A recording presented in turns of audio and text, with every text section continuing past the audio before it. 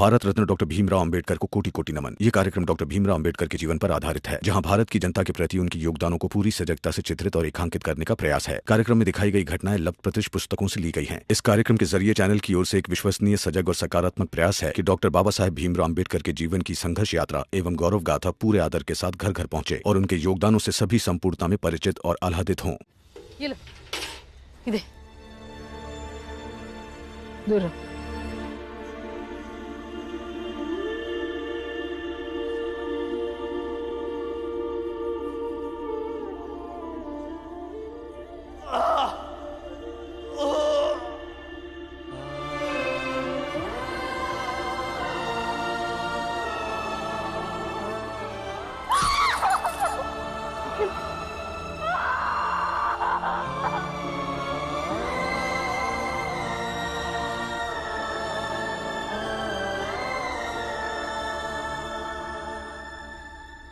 अच्छी तरह से दोनों बेटा, घिस के दोनों।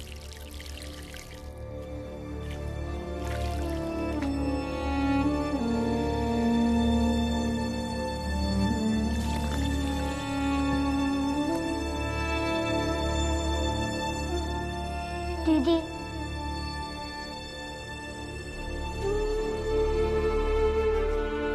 रो मत ना दीदी, सब कुछ ठीक हो जाएगा।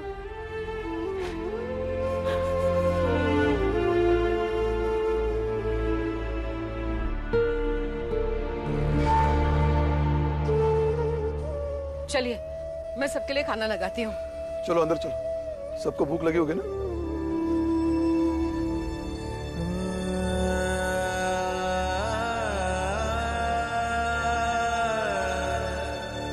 भीम, दीदी को अंदर लेके जाओ। चलो दीदी।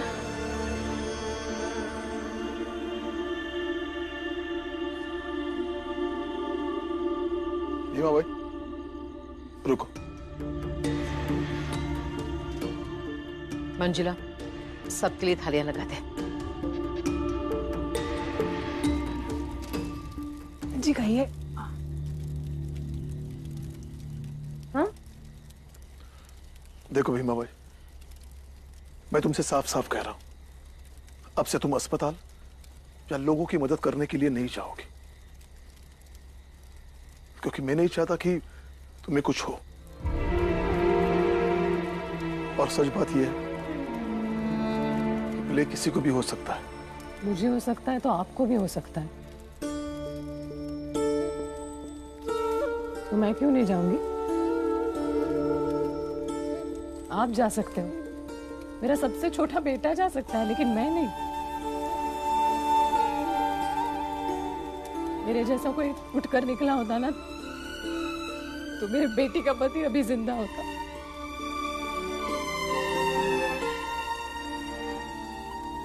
हाँ भीमा भाई,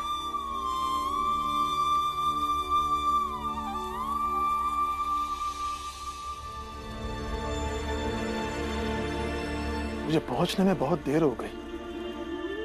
आप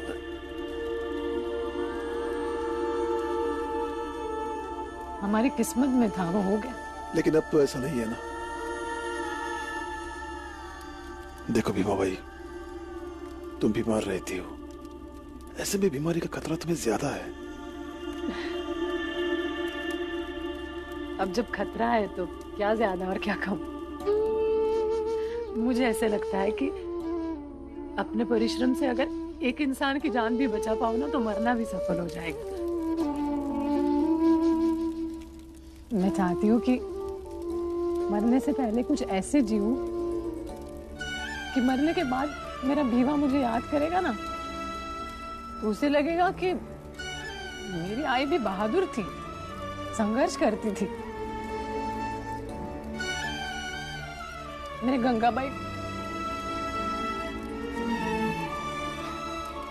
गंगाबाई को लगेगा आई मजबूर थी, मेरे पति को नहीं बचा पाई, लेकिन औरों को बचाने की कोशिश करती रही मेरी आई।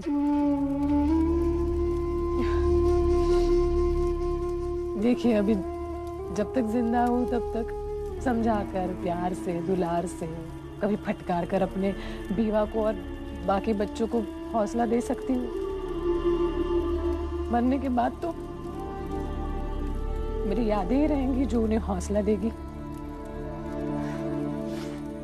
मुझे मत रोकिए। अपने बच्चों के जहन में अच्छी यादें बनाने से मत रोकिए।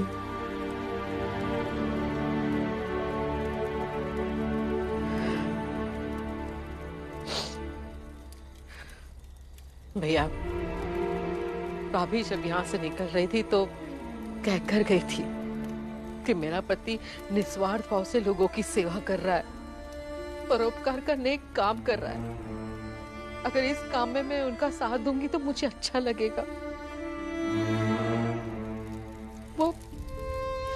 वो कभी नहीं कहेगी, लेकिन मैं जानती हूँ कि लोगों और अपने बच्चों के साथ उसे आपकी भी उतनी ही चिंता है।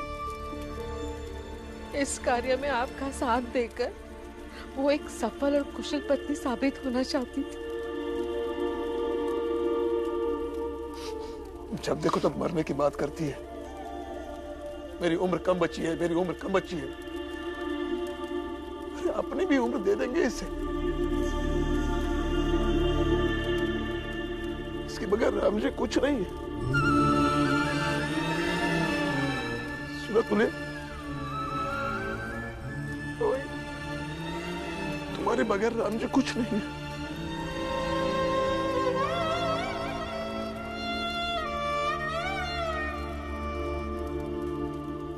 चलो, बच्चे खाने के लिए इंतजार कर रहे हैं। और भीमा भाई, साफ साफ कह देती हूँ, आज की बात, अपने मरने की बात और बीमारी की बात तो नहीं करेगी।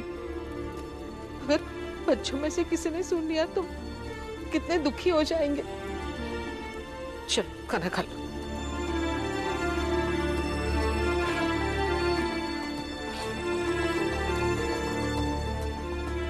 भीमा भाई जी, अब से तुम मेरे पीछे नहीं बल्कि साथ साथ चलोगे, लोगों की सेवा करने के लिए।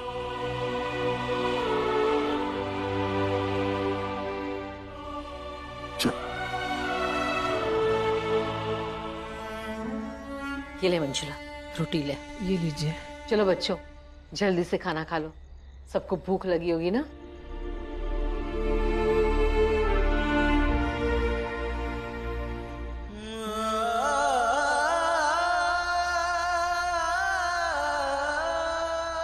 गंगा, खा ले बेटा, तबीयत खराब हो जाएगी। खा लेना। खा ले बेटा।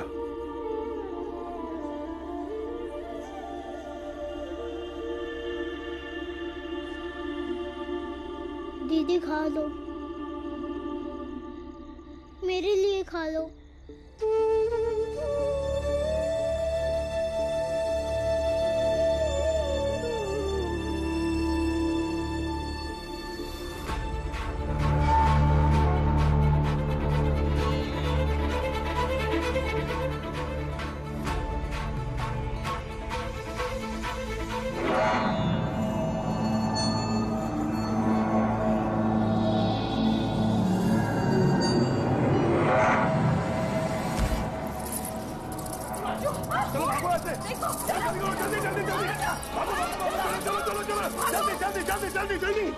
जल्दी चल, यहाँ से चल,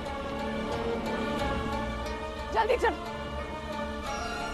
मामा जल्दी आ जा। सब लोग आ गए। जा तू। चूहा किसी को छुआ तो नहीं? मेरे पैर पर था। मेरे भी हाथ पर था। मुझे भी छूकर गया। सब लोग दूर दूर खड़े रहो। दूर हो जा। भीमा भाई, ये लो, बांट दो कंबल। ये लो बेटा। हाँ। ओढ़ लो बेटा। ये ले। ओढ़ लो बेटा। सब लोग कंबल लपेट लो।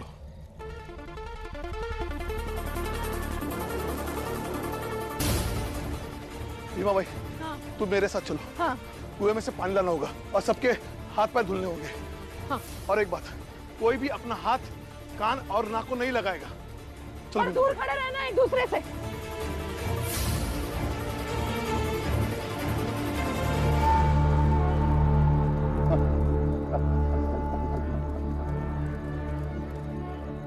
बड़े शेर बने फिरते, अब देखो चूहों से कैसे भागते फिर रहे हैं। चल मंगेश चलते हैं, सुबह पता चल ही जाएगा क्या हुआ क्या नहीं। चलिए सेठ जी। किसी को उल्टी या सर दर्द तो महसूस नहीं हो रहा है ना? नहीं नहीं। सब लोग अपने आप को संभालो, किसी को कुछ नहीं होगा। दीदी रो मत और मेरे हाथ से आँख कान और नाक को छुओ।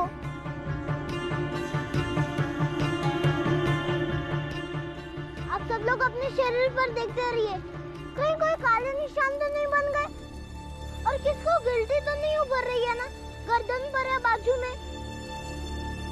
नहीं, कुछ नहीं होगा। ठीक हो ना सब लोग? हाँ। सब लोग बारी बारी मल मल के अपने हाथ पर धो लो। रुको भैया, पहले मैं ये पानी गर्म कर देती हूँ। बारा तू एक काम कर, तू यहाँ पर चूल्हा बना दे, मैं आंगन में जाकर बर्तन और लकड़ियाँ लेकर आती हूँ। वो मैं भी चलता हूँ। नहीं, कोई नहीं आएगा। तुम लोग सब बाला की मदद करो, मैं लेकर आती हूँ। हाँ चलो। जा बेटा जल्दी जा।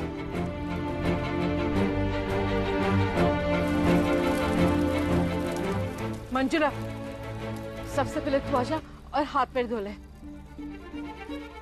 डरो मत बेटा, और हार मानने की पहली निशानी होती है।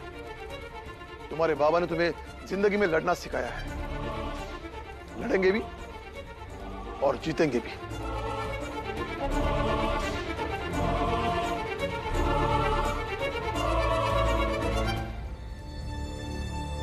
हाथ दे, बराबर मल मल के हाथ धो ले।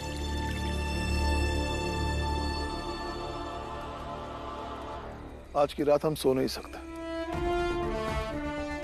हम सब एक गुला बनाकर बैठते हैं और एक दूसरे का ख्याल रखते हैं। जैसे ही किसी की तबीयत बिगड़े तुरंत उसे अस्पताल लेकर जाना होगा। चलो आजा। नहीं, आजा भी, बैठ जा बैठ जा।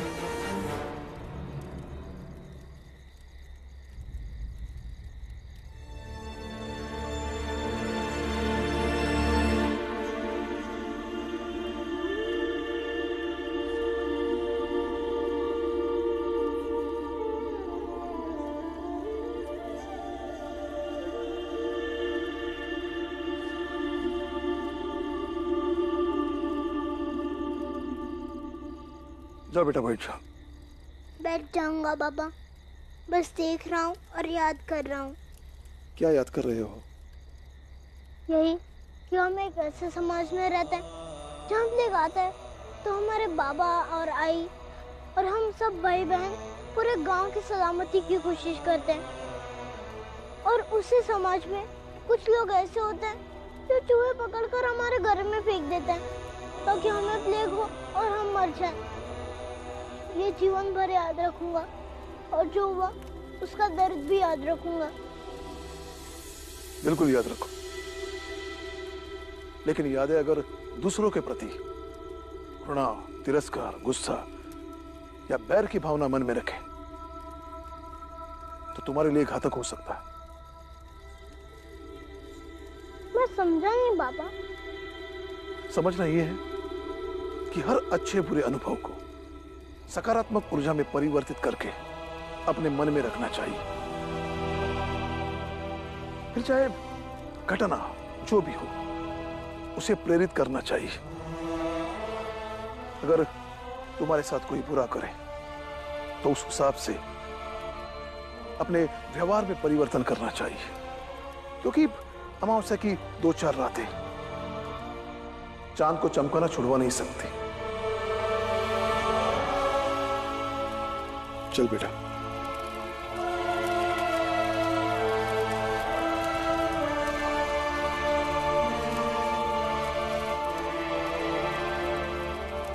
अमावस्या की 2-4 रातें चांद को चमकाना छुड़वा नहीं सकती।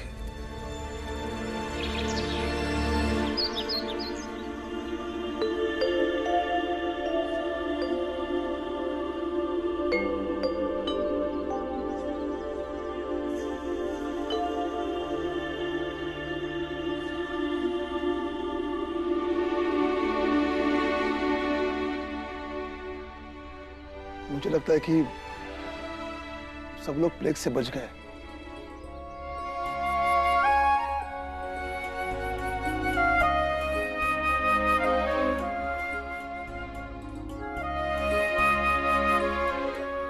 हाँ भैया, पूरी रात बीत गई लेकिन किसी में भी रोग के लक्षण दिखाई नहीं दे रहे हैं।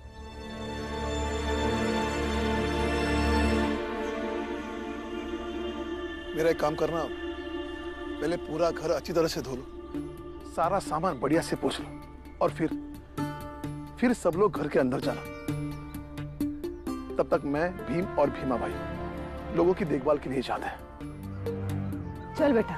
बाबा, क्या मैं भी आपके साथ चल सकता हूँ? नहीं बेटा, तुम लोग घर का ख्याल रखना। इनका कोई भरोसा नहीं है, ये कोई और गलत काम कर सकते हैं। और हाँ, दरवाजा बंद रखना, लेकिन अपनी आंख और कान खुले रखना। वहां जरूरत पड़ेगी तो मैं बुलाऊंगा तुम्हें, लेकिन सब लोग सतर्क रहना। जी बाबा। चलो भीमा भाई, ख्याल रखना अपना। चलो बेटा। मंजुला, आनंद बाला, चलो हम लोग सब सफाई करते हैं। मैं पानी लेकर आती हूँ। गंगा, तू रहने दे, आराम कर तू। नहीं बुआ, आप क्या आराम करो।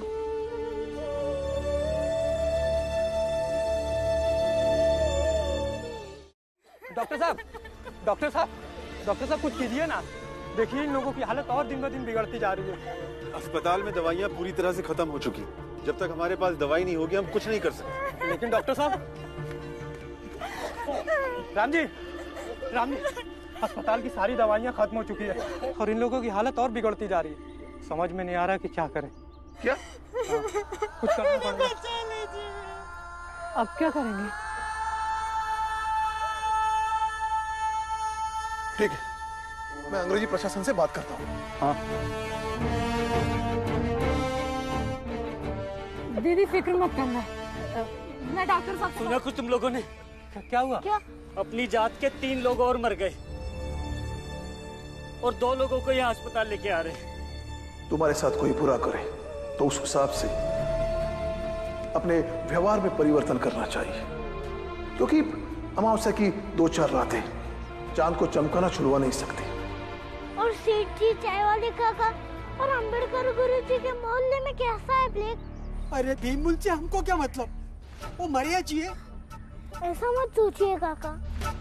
भीम बेटा, उनका तो और भी बुरा हाल है। थोड़ी थोड़ी देर में उनके यहाँ से किसी न किसी के मरने की खबर आ रही है। अरे मरेंगे नहीं तो और क्या होगा? तुम लोग यहाँ अस्पताल में इलाज कराने के लिए आए हो, तो लोग यहाँ पे इलाज कराने भी नहीं आएंगे। ऊपर से उनके पास एक ज्ञानी पुरुष है जो ये सलाह देता रहता है कि तुम लोग पूजा पाठ करो, यज्ञ करो।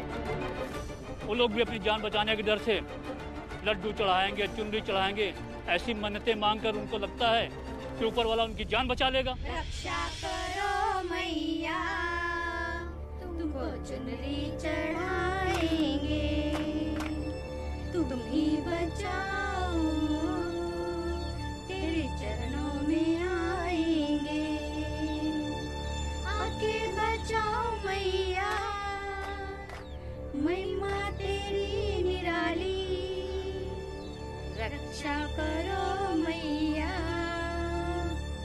रक्षा करो मैया, तुम सबसे शक्ति। उन्हें क्या हो गया गुरुजी? चलिए हम उनसे जाकर कहते हैं। भीमा नहीं, कहीं नहीं जाएगा तू। देखो उन लोगों का कुछ भरोसा नहीं है, कुछ भी कर सकते हैं।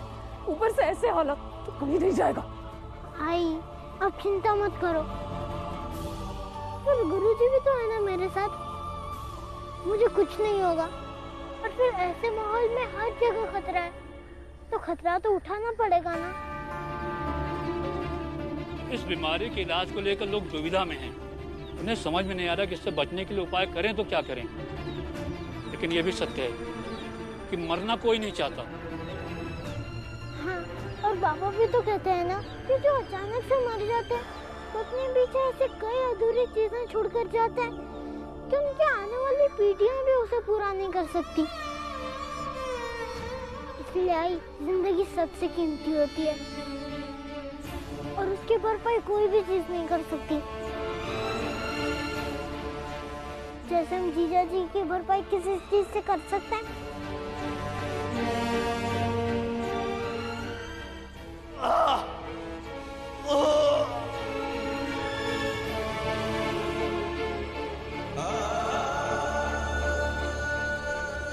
और आई यहाँ पर जीजा जी जैसे कई लोग हैं जिन्हें इलाज की जरूरत है, उन्हें अस्पताल तक लाने दीजिए ना।